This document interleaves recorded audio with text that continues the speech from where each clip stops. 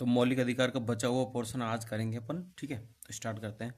शोषण के विरुद्ध अधिकार, अनुच्छेद 23 से 24। अनुच्छेद 23, मानव दुर्व्यापार एवं बलात्श्रम का प्रतिषेध। मनुष्यों, पुरुष, महिला, बच्चे की खरीद बिक्री पर रोक, दास प्रथा, वेश्यावृत्ति व देवदासी प्रथा पर रोक, इन कृत्यों पर दंडित करने हेतु संसद ने अनैतिक दुर्व्यापार निवारण अधिनियम 1956 बनाया है। अनुच्छेद 23, बेगार प्रथा, बलात्श्रम तथा बंधुआ मजदूरी पर भी प्रतिबंध लगाता है। बलात्श्रम में आर्थिक परिस्थितियों से उत्पन्न बाध्यता या न्यूनतम मजदूरी से कम पर कार्य करवाना आदि भी सम्मिलित है। किंतु जनहित में राज्य अनिवार्य सेवा ले सकता है, लेकिन राज्य वेतन देने हेतु बाध्य नहीं है। हालांकि राज्य जाति, धर्म, मूल वंश और वर्ग के आधार पर भेदभाव नहीं करेगा। आर्टिकल 23 के 2 में है ये।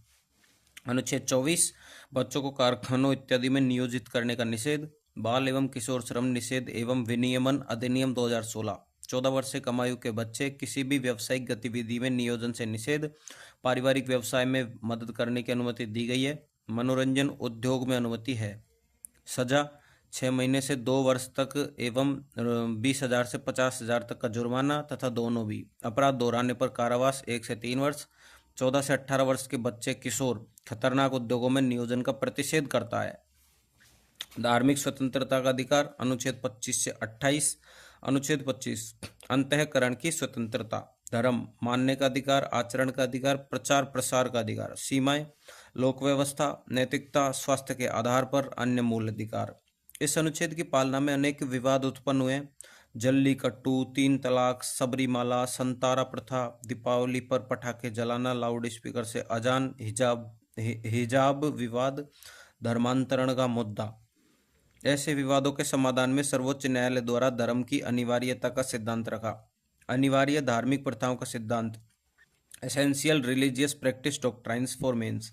एसेंशियल रिलीजियस प्रैक्टिस ERP का सिद्धांत भारत के सर्वोच्च न्यायालय द्वारा विकसित किया गया एक महत्वपूर्ण न्यायिक सिद्धांत है। इसका उद्देश्य यह निर्धारित करता है कि भारतीय संविधान अनुच्छेद 25 के तहत कौन सी धार्मिक प्रथाएं संरक्षित हैं। यह सिद्धांत धार्मिक स्वतंत्रता के अधिकार और संविधान के अन्य दायित्वों जैसे लोक व्यवस्था, नैतिकता, सार्वजनिक स्वास्थ्य और सामाजिक हितों के बीच संतुलन बनाने में महत्वपूर्ण भूमिका निभाता है। ERP सिद्धांत की स्थापना किस केस में हुई? इस सिद्धांत की स्थापना commissioner of Hindu religious endowments Madras versus Shri Lakshmindra Thirtha Swamiar of Shri Shirur Mutt 1954 में हुई थी, जिसे सामान्यतः सिरुर मुट्ट केस कहा जाता है। न्यायालय के अनुसार संविधान में धर्म शब्द का अर्थ उन सभी अनुष्ठानों और प्रथाओं को शामिल करता है जो किसी धर्म का अभिन्न हिस्सा इंटीग्रल टू रिलीजियन है। परंतु न्यायालय ने यह भी कहा कि केवल वही प्रथाएं जो धर्म के लिए अनिवार्य एसेंशियल मानी जाती है संविधान द्वारा संरक्षित होगी। ERP सिद्धांत में न्यायालय की भूमिका, सर्वोच्च न्यायालय ने यह जिम्मेदारी अपने ऊपर ली कि कौन सी प्रथाएं वास्तव में धर्म के लिए अनिवार्य हैं। इसका निर्णय न्यायालय करेगा। इसका उद्देश्य यह था कि मौलिक धार्मिक अधिकारों की रक्षा हो, लेकिन साथ ही उन प्रथाओं को नियंत्रित किया जा सके जो धार्मिक होने के बावजूद संवैधानिक अधिकारों या सामाजिक मूल्यों के विरुद्ध जाती हो। उदाहरण, सिखों द्वारा कृपाण धारण करना वैध है क्योंकि यह उनके धर्म का अनिवार्य अंग है। नोट, सर्वोच्च न्यायालय द्वारा यह भी कहा गया है कि विधिक दृष्टि से हिंदू शब्द में हिंदू, बौद्ध, जैन, सिख शामिल है। क्या स्वच्छ पर्यावरण के अधिकार में दिवाली के दौरान पटाखे जलाने के विधिक विनियमन की विनिमय भी शामिल है? इस पर भारतीय संविधान के अनुच्छेद 21 के और इस संबंध में शीर्ष न्यायालयों के निर्णयों के प्रकाश में चर्चा कीजिए। UPSC 2015 में आते हैं 200 वर्ड्स में, ठीक है। अनुच्छेद 26 आते हैं, धार्मिक मामलों के प्रबंधन का अधिकार। धार्मिक एवं धर्मार्थ उद्देश्यों हेतु संस्थानों की स्थापना एवं प्रशासन का अधिकार। B, धार्मिक कार्यक्रमों के प्रबंधन का अधिकार। धार्मिक उद्देश्यों के लिए चल एवं अचल संपत्ति अर्जित करने का अधिकार। विधि के तहत संपत्ति के प्रशासन का अधिकार, ठीक है, ट्रस्ट वगैरह। सीमाएं, लोक व्यवस्था, नैतिक और स्वास्थ्य व्यवस्था। राज्य, अनुच्छेद 27 में आता है, राज्य किसी धर्म विशेष के विकास हेतु कर नहीं लगाएगा। हालांकि किसी धार्मिक स्थान पर राज्य गैर धार्मिक गतिविधियों हेतु शुल्क लगा सकता है, जैसे कि पार्किंग चार्ज। अनुच्छेद 28 में धार्मिक शिक्षण की कक्षा में उपस्थित न होने का अधिकार। सरकारी विद्यालयों में धार्मिक शिक्षा नहीं दी जा सकती। निजी विद्यालयों में धार्मिक शिक्षा दी जा सकती है, लेकिन कक्षा में उपस्थित होने के लिए बाध्य नहीं किया जा सकता। राज्य द्वारा प्रशासित एवं धर्म विशेष हेतु स्थापित संस्थान में धार्मिक शिक्षा दी जा सकती है। सरकारी विद्यालयों में प्रार्थना को सर्वोच्च न्यायालय ने धार्मिक शिक्षा नहीं माना, बल्कि यह माना कि ये मानव कल्याण हेतु एक प्रार्थना है। ठीक है। क्या आप जानते हैं अल्पसंख्यक? भारतीय संविधान अनुच्छेद 30 में 2 प्रकार के अल्पसंख्यकों का उल्लेख करता है, धार्मिक अल्पसंख्यक, भाषाई अल्पसंख्यक। लेकिन इन दोनों ही शब्दों को परिभाषित नहीं किया गया है। राष्ट्रीय अल्पसंख्यक अधिनियम 1992 के सेक्शन 2C के तहत केंद्र सरकार द्वारा 6 धर्मों को अल्पसंख्यक का दर्जा दिया गया है: मुस्लिम, सिख, बौद्ध, पारसी, ईसाई, जैन। भाषाई अल्पसंख्यक, इसे न तो संविधान में न ही किसी विधि में परिभाषित किया गया है। TMA पाई फाउंडेशन मामला 2002 में सुप्रीम कोर्ट की 11 न्यायाधीशों की पीठ ने यह निर्णय दिया कि किसी समुदाय का अल्पसंख्यक माइनॉरिटी दर्जा राज्य की जनसंख्या के संदर्भ में तय किया जाएगा, न कि पूरे देश की जनसंख्या के आधार पर।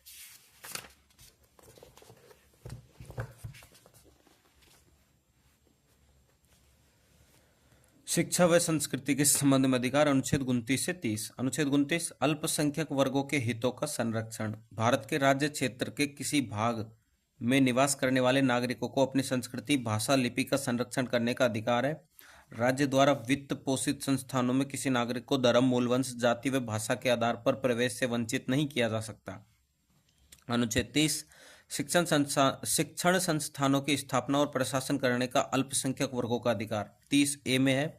30(1) में है भाषाई व धार्मिक अल्पसंख्यकों को अपनी रुचि की शिक्षण संस्थाओं की स्थापना और प्रशासन का अधिकार होगा। Current affairs topic first, Aligarh Muslim विश्वविद्यालय AMU का अल्पसंख्यक दर्जा। पृष्ठभूमि, AMU की स्थापना 1875 में मुस्लिम समुदाय द्वारा की गई थी। वर्ष 1967 में सुप्रीम कोर्ट एस अजीज बाशा बनाम भारत संघ में यह निर्णय दिया कि AMU अल्पसंख्यक संस्थान नहीं है, क्योंकि इसकी स्थापना संसद के एक अधिनियम द्वारा की गई थी। 1981 में संसद द्वारा AMU संशोधन अधिनियम पारित कर इसे पुनः अल्पसंख्यक दर्जा प्रदान किया गया। 2006 में इलाहाबाद उच्च न्यायालय ने इस संशोधन को असंवैधानिक घोषित कर दिया।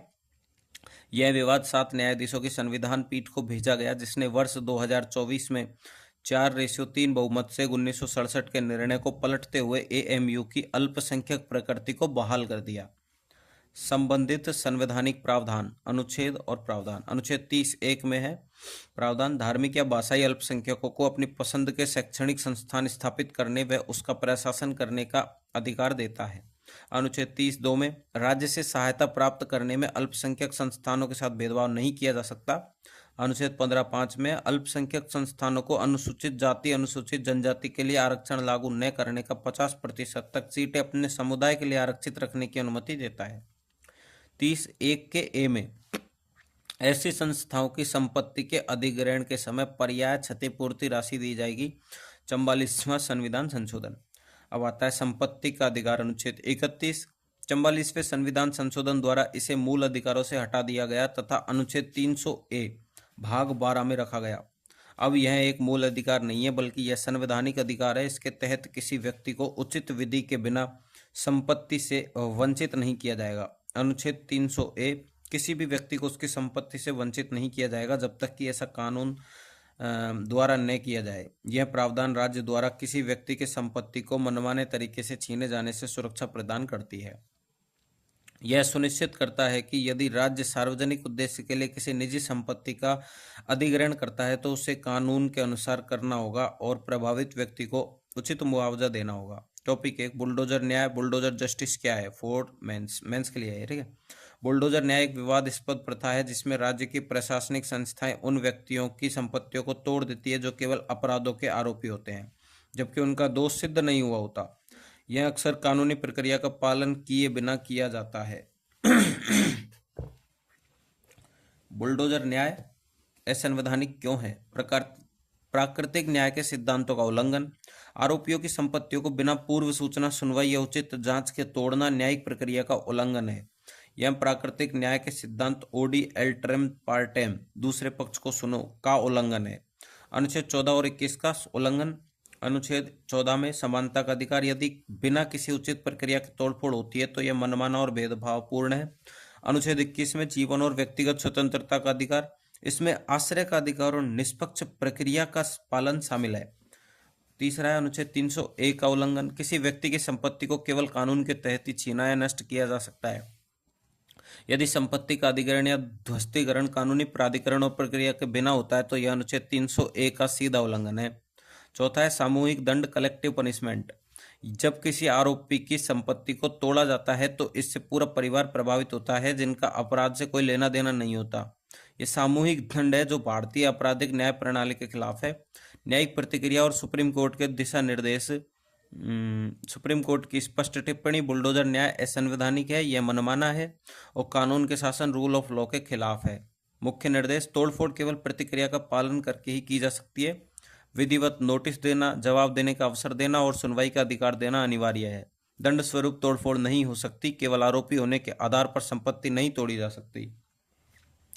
केवल उन्हीं मामलों में ध्वस्तीकरण संभव है जहां अवैध अतिक्रमण प्रमाणित हो, वे भी निष्पक्ष और वैधानिक प्रक्रिया द्वारा। सामूहिक दंड अनुचित है।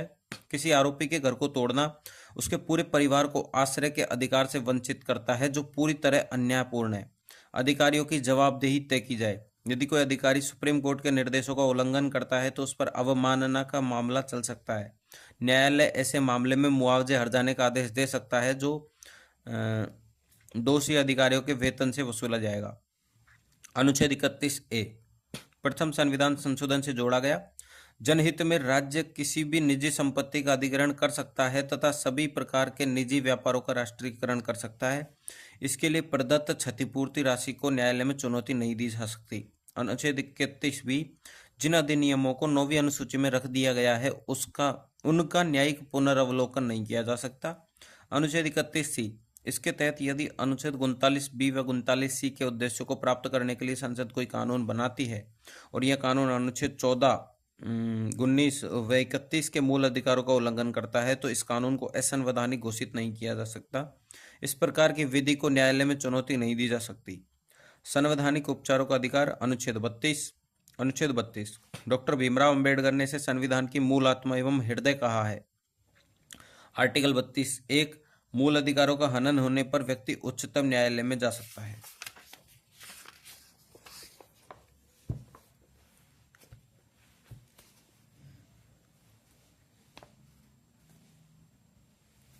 सर्वोच्च न्यायालय नागरिकों के मूल अधिकारों का रक्षक एवं गारंटी देने वाला माना गया है।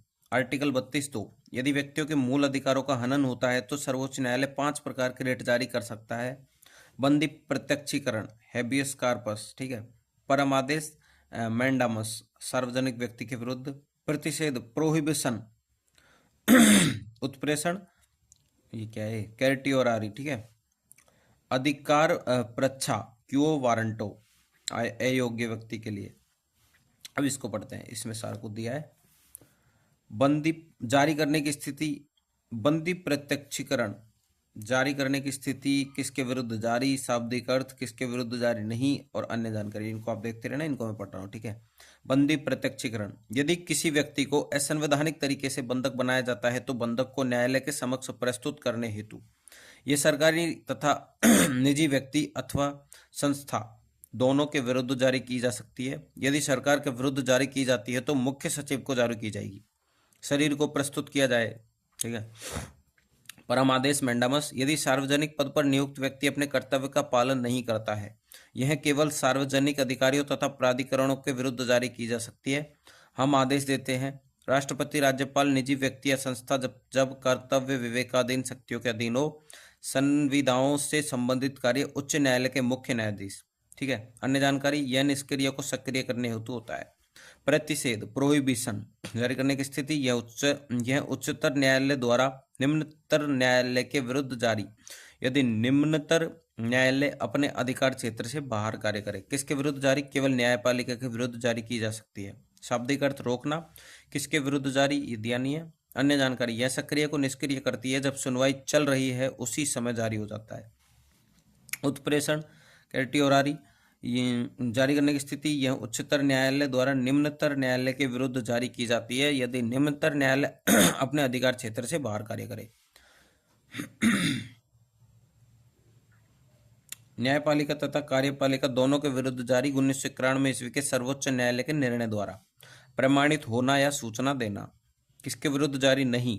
विधायी निकायों तथा निजी व्यक्ति व संस्थाओं के विरुद्ध यह रिट उपलब्ध नहीं है। अन्य जानकारी, उच्चतर न्यायालय मामले को मंगवाकर स्वयं सुनवाई करता है, निर्णय आने के बाद भी जारी। अब क्यो वारंटो, यदि कोई व्यक्ति किसी ऐसे राजनीतिक व प्रशासनिक पद पर नियुक्त किया जाता है जिसके लिए वह योग्य नहीं है तो यह रिट जारी की जा सकती है। किसके विरुद्ध जारी? यह नियुक्ति व्यक्ति के विरुद्ध जारी की जाती है, नियुक्त करने वाले के विरुद्ध जारी नहीं की जा सकती। शाब्दिक अर्थ, किस प्राधिकृत या वारंट द्वारा। किसके विरुद्ध जारी? किसके विरुद्ध जारी नहीं, इसके मंत्रित्व कार्यालय या निजी कार्यालय के विरुद्ध जारी नहीं किया जा सकता। ठीक है। अब आता है आर्टिकल 32(3) संसद कानून द्वारा किसी अन्य न्यायालय को अपने अधिकार क्षेत्र की स्थानीय सीमाओं के भीतर रिट जारी करने का अधिकार दे सकती है। आर्टिकल 32(4) इस अनुच्छेद द्वारा प्रदत्त अधिकार को निलंबित नहीं किया जाएगा जब तक कि संविधान में अन्यथा प्रावधान नहीं किया गया हो। अनुच्छेद 32(a) को 42वें संविधान संशोधन अधिनियम 1976 द्वारा जोड़ा गया था और बाद में इसे 43वें संविधान संशोधन अधिनियम 1977 द्वारा, जो कि 13 अप्रैल 1978 से प्रभावित हुआ, हटा दिया गया। इस प्रावधान का अर्थ यह था कि यदि कोई व्यक्ति अनुच्छेद 32 के तहत मौलिक अधिकारों के उल्लंघन के विरुद्ध सुप्रीम कोर्ट में याचिका दायर करता तो न्यायालय यह नहीं देख सकता था कि कोई राज्य कानून संविधान के अनुरूप है या नहीं। अर्थात यदि किसी व्यक्ति को किसी राज्य कानून की संवैधानिक वैधता को चुनौती देनी होती तो उसे सीधे अनुच्छेद 32 के तहत सुप्रीम कोर्ट में नहीं जाना था, उसे या तो अनुच्छेद 226 के तहत उच्च न्यायालय में जाना पड़ता या कोई अन्य वैधानिक उपाय अपनाना पड़ता।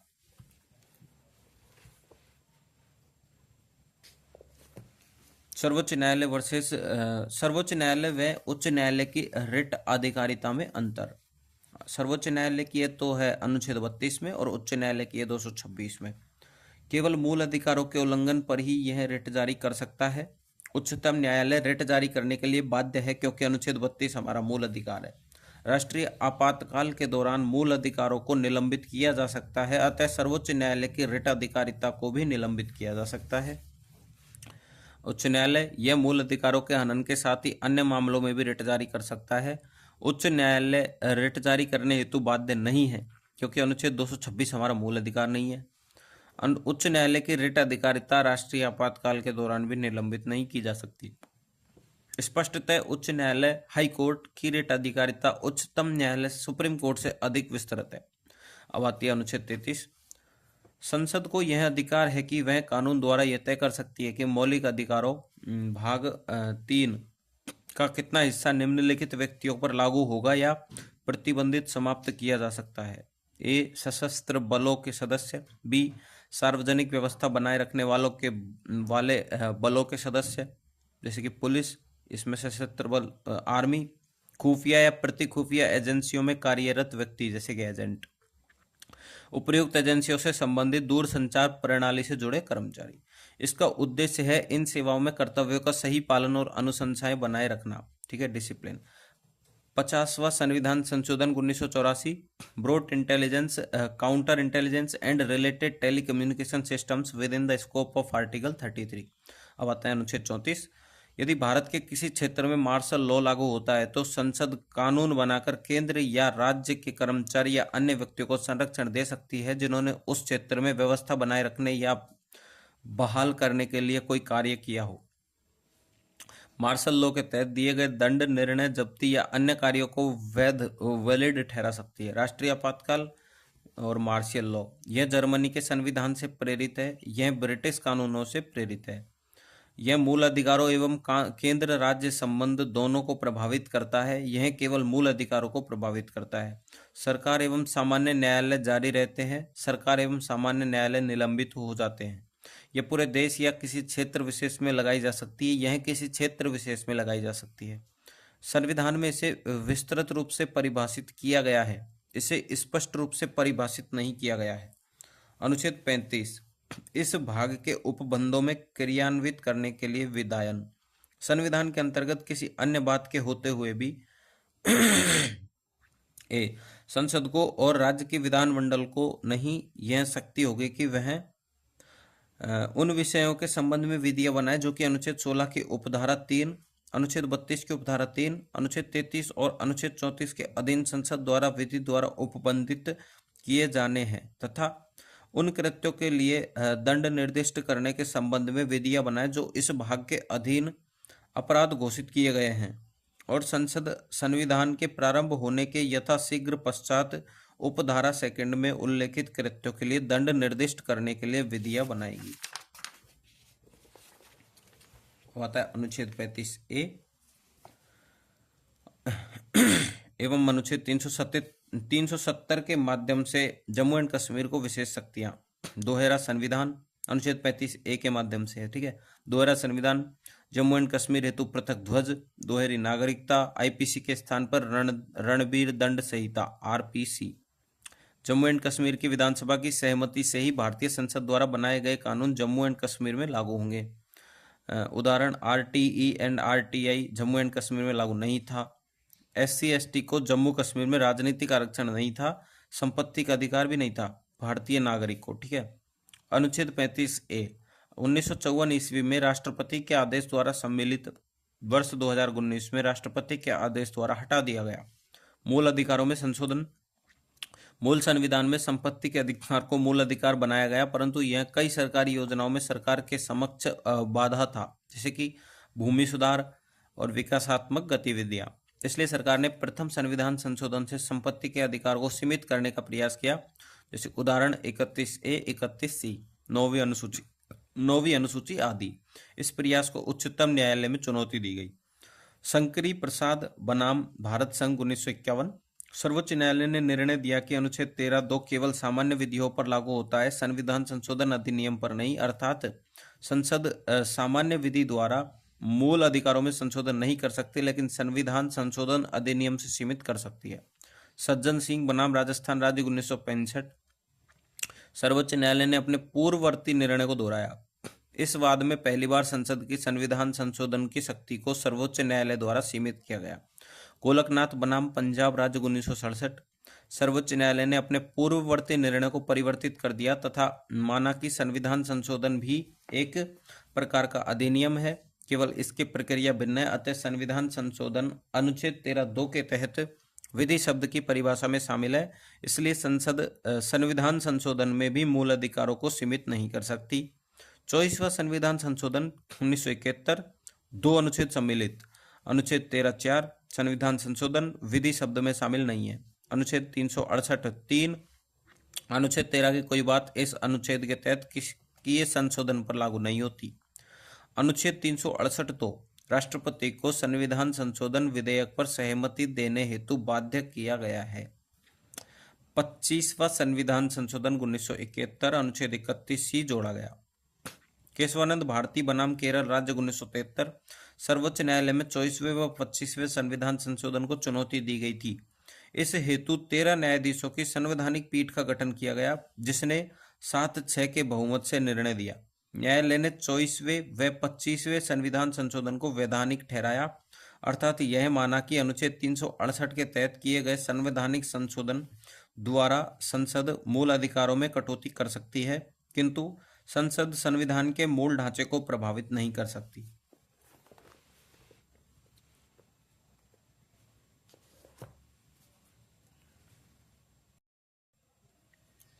पच्चीसवें संविधान संशोधन के दूसरे भाग को न्यायालय ने असंवैधानिक घोषित किया, क्योंकि यह न्यायिक पुनर्वलोकन की शक्ति को सीमित करता है तथा न्यायिक पुनर्वलोकन संविधान का मूल ढांचा है। 42वां संविधान संशोधन 1976 अनुच्छेद 31C का विस्तार किया गया। सभी नीति निर्देशक तत्व टीपीएसपी अनुच्छेद 14, 19, 31 अनुच्छेद 31C के विस्तार को निरस्त किया गया तथा इसे इसके पूर्ववर्ती रूप में पुनर्स्थापित किया गया। 25वां संविधान संशोधन। मिनर्वा मिल्स बनाम भारत संघवाद 1980। मूल अधिकार व नीति निर्देशक तत्व परस्पर विरोधाभासी नहीं है, दोनों को उद्देश्य मानव कल्याण है, अतः दोनों एक दूसरे के पूरक हैं। इसके बावजूद यदि दोनों में कोई विरोधाभास होता है तो नीति निर्देशक तत्वों की तुलना में मूल अधिकार सर्वोपरि माने जाने चाहिए। कुछ स्थितियों में नीति निर्देशक तत्व अधिक महत्वपूर्ण है। अनुच्छेद 39B और 39C अनुच्छेद 14, 19, 31 से, ठीक है। नोट, मूल अधिकार व नीति निर्देशक तत्वों के बीच संतुलन मूल ढांचे का एक भाग है। वे मौलिक अधिकार जो केवल भारतीयों को प्राप्त है। अनुच्छेद 15, 16, 19, 29, 30।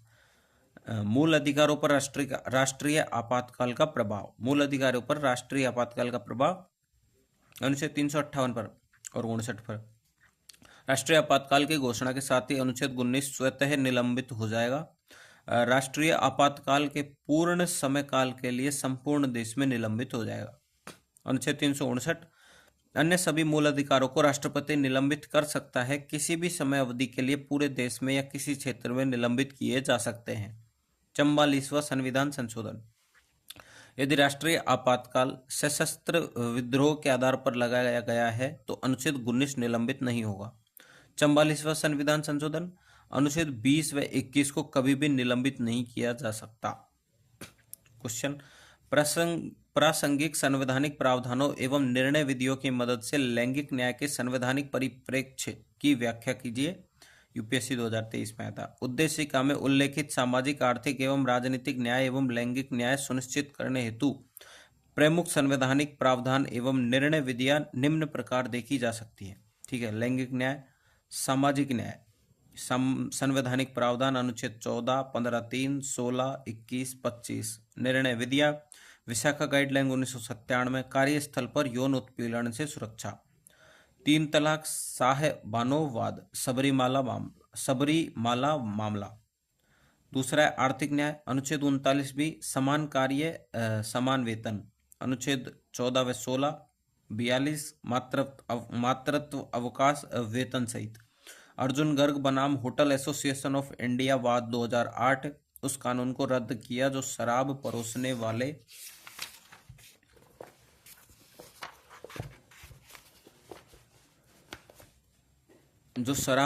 वाले परिसर में महिला को कार्य करने से रोकता था। रोजगार क्षेत्र में समानता। एयर इंडिया बनाम नरगेस मिर्जा 1981, बच्चों वाली विवाहिता महिला को रोजगार से वंचित करना गैर कानूनी है। तीसरा है अपना राजनीतिक न्याय, पंचायती राज में 33% आरक्षण, विधायिका लोकसभा विधानसभा में भी 33% आरक्षण। अतः लैंगिक न्याय को वास्तविक अर्थों में बनाए रखने हेतु निरंतर प्रयास जारी है। तो अपना मौलिक अधिकार का टॉपिक कंप्लीट है। अब अपन करेंगे राज्य के नीति निर्देशक तत्व 36 से 51 आर्टिकल तक अगली वीडियो में। ठीक है, थैंक यू।